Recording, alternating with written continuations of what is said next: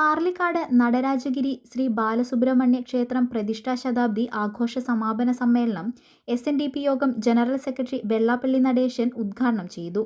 യോഗം general secretary സ്ഥാനത്ത് 30 വർഷം പൂർത്തീകരിച്ച വെള്ളാപ്പള്ളി നടേശനെ പുരസ്കാരം നൽകി അനുമോദിച്ചു. ക്ഷേത്രത്തിനോട് തൊട്ട് സ്ഥാപിച്ച ക്ഷേത്ര ഐതിഹ്യ ഫലകം, ശതാബ്ദി സ്മാരകമായി 10 ലക്ഷം രൂപ ചെലവഴിച്ച് നിർമ്മിച്ച അന്നദാന മണ്ഡപം എന്നിവ സമർപ്പിച്ചു.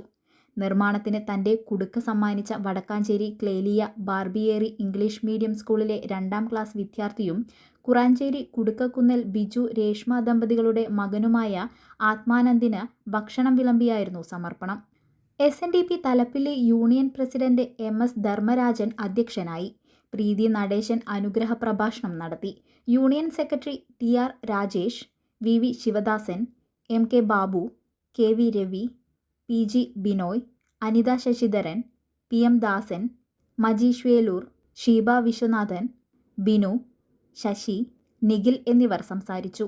വെളപ്പായയിൽ നിന്ന് നടരാജഗിരിയിലേക്ക് നിരവധി ഇരുചക്രവാഹനങ്ങളുടെ അകമ്പടിയോടെയാണ് സെക്രട്ടറിയെ വരവേറ്റത്.